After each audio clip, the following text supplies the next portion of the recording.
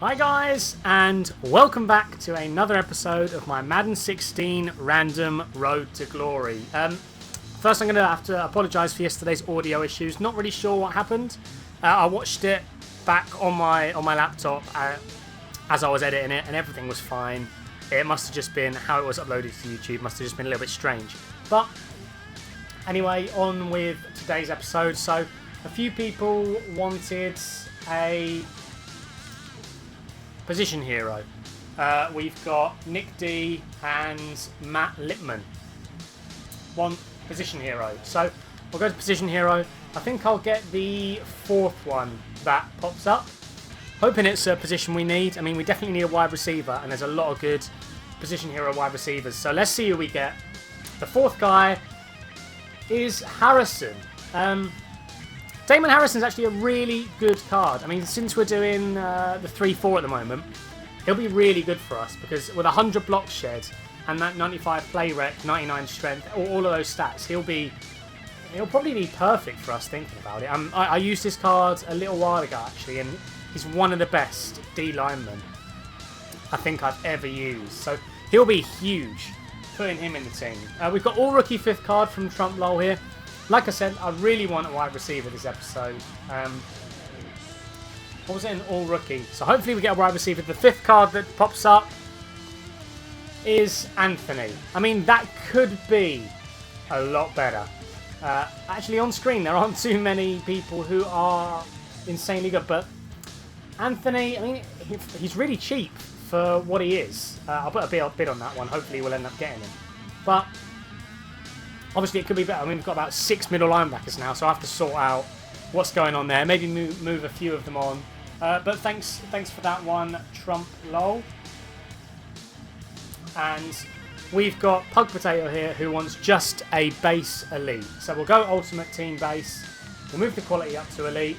I'll wait a few seconds just so we don't know exactly that it's going to be Antonio. But actually, in fact, I'll change it to newest, so we don't know who it's going to be, and then go elite, because it could be anyone. I'll wait a few seconds before doing it. And now the card we're going to get is Travis Frederick. Once again, we've got a lot of centres. I would have loved that Amari Cooper card, one of the most overpowered cards, or that Des Bryant. But we'll go with Travis Frederick. Obviously, it could be a hell of a lot better. But, I mean, this episode, I think we've sort of shored up the team a little bit. We've got people in positions that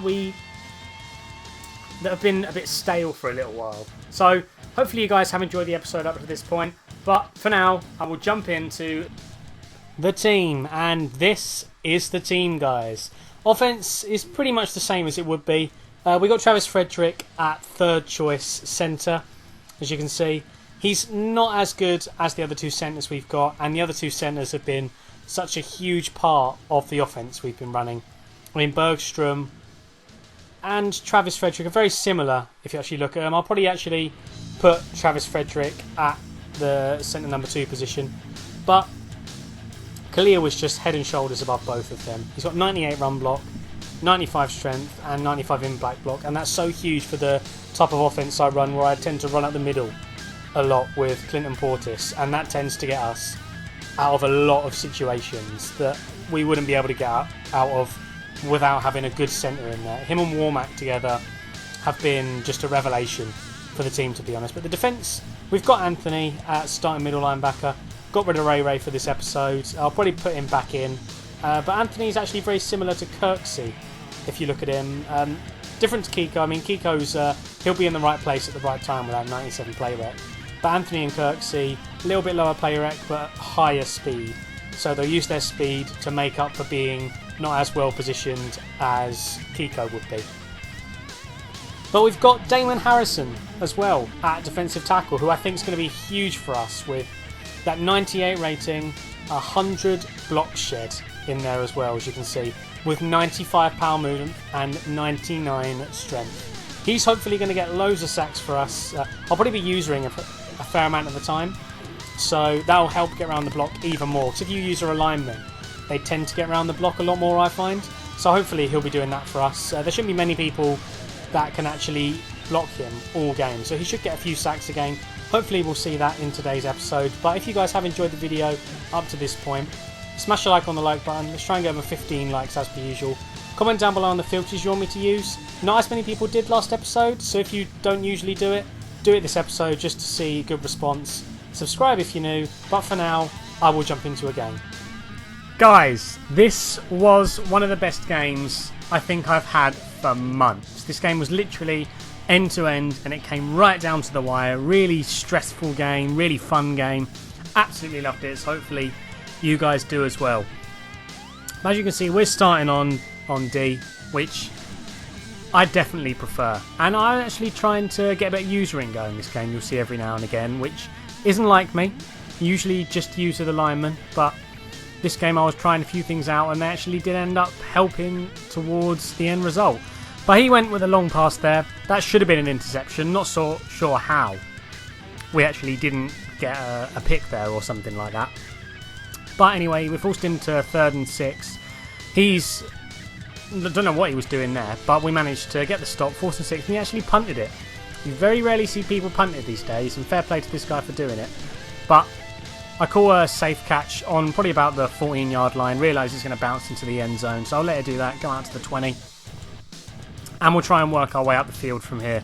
But as you can see, he nearly got a pick there, but we also nearly got loose there, so it was worth the risk. Unfortunately, neither happened, but 2nd and 10, we got the GOAT at quarterback. We got Brandon Marshall making a nice catch there. Probably could have stiff-armed that guy to get a few more yards, but I thought I'd try and truck him. Didn't end up working. But we're slowly working our way out the field, as you can see. We're not making the best reads. That's a habit that keeps happening with me at the moment. I just can't make good reads. 4th and 2nd. Thought I could get him with a fullback dive. Unfortunately, we run straight into the lineman and we end up turning the ball over. So, over 1 quarter of football's gone by. No scores yet, but the game definitely starts to liven up toward, or in the second half, to be honest. But anyway, 2nd quarter, we force him to punt again. This time, we have a little bit of room to get loose with Clinton Portis. We get a nice block there. We miss. He's trying to get some hit sticks. We managed to dodge 2 of them, get off 1 tackle. He totally doesn't go for the tackle there, which ends up getting us an extra 10 yards. So we're on his 44. I just want to get at least into field goal range just to get some score on the board, just to get some points up. And what we're going to do here, we're going to throw it up, and we end up coming down with a really nice touchdown there. Wide receivers, we could use some better ones, but the ones we got at the moment, they're still doing the job. I mean, 95 overall. You think you'd have better wide receivers than what we have, but they are still doing the job for us. So, we're 7-0 up. I'm not sure how he didn't fumble it there when he rolled out with his quarterback, and that's what Userin has done for us. I think that might be my first fully fledged user pick on the channel, so definitely drop a like on the video for that. And unfortunately, it ends up being pointless because he ends up getting a pick straight back next play. Thought I'd try and bomb one up again, didn't work, and annoyingly for me, I was really hoping that user pick would lead to a big play in the game. It didn't. But I'm still very happy getting a pick. We nearly get another one. Anthony Barr definitely is incredible to user with. As you can see, I'm trying to get the user in going a little bit since he had to bomb it deep. I was locking up every route I could. He ended up getting nothing. So we're still 7-0 up in the game. And we get ball. So I can make it a 2-possession game at this point, which is what I want to do. Sort of drown the clock out a bit. That's what I was hoping to do in this game. Clinton Portis trying to get him loose here. Couldn't really get the run game flowing this game, annoyingly. Really wanted to, but just couldn't get anything going. But luckily, we have Clinton Portis in there. We have Mark Sanchez in there. So it's a good threat on any angle here. But I notice he's only going to have 3 guys go back. And if I send 4, I should have someone open. I don't. Not sure how. But luckily, we come down with a catch. And we're thrown over to the sideline here. That should be a catch in my book. I went with a possession catch as well, thinking it'd definitely work. Unfortunately, it doesn't. But if you look at the left-hand side here, one of those guys is going to be open. Not sure who, but one of those guys is definitely going to be open. Wide open over the centre. Absolutely no one there. One of the easiest touchdowns we're going to get. Started with a screen pass, decided to audible out of it. Ended up coming up big for us. So we're 14-0 up. And I was thinking it was going to be a whitewash at this point. I'm going to get some big scores on the board and try and come out with some big catches. But annoyingly there, he came down with that catch. Absolutely ridiculous. I think that should have been at least a pick. But or at least a bat down, sorry, at most a pick. But fair play to him for getting it. We was into 4th and goal. He had someone open there, and he's going to make it 14-7. But I'm going to try and drown the clock out a bit. It's 4th quarter. All I wanted to do was get the win, obviously. I want to keep the win streak going because I'm sure you guys would love to watch more wins than just me losing, to be honest. But 4th and 16 here. Annoyingly, I didn't want to punt because I knew he could score, so I thought I'd try and risk it. He sends so many people deep. I go to Fitz. He comes up with a catch, but unfortunately can't get the first down. So I'm giving this guy a chance yet again. And his offense wasn't fantastic. He was just lobbing it up and hoping. As you can see here, what he did. Don't know how he made that catch. He was over someone and he got hit on a one-armed catch. That definitely shouldn't happen. But he managed to get into the end zone because of it. So fair play to him for making the most of the situation. 14-0 in the game. And I had this game in the bag. And I end up throwing it away. As you can see, I throw a pick there. Very annoying.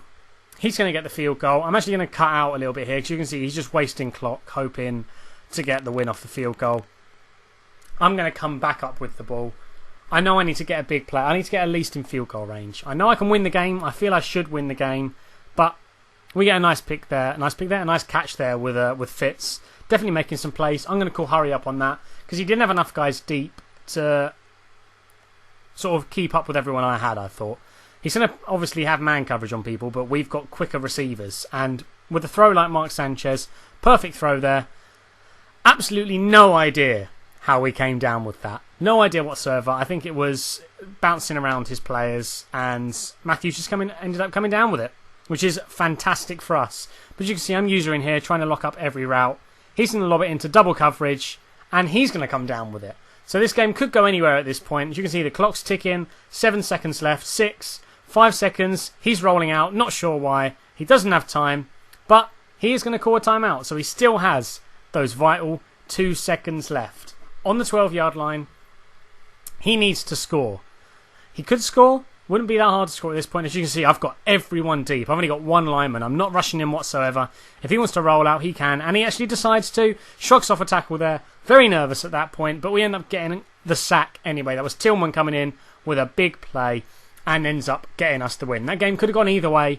Very exciting game. Very fun game to play. As you can see, the stats there. It was quite even. End-to-end stuff. But what a game.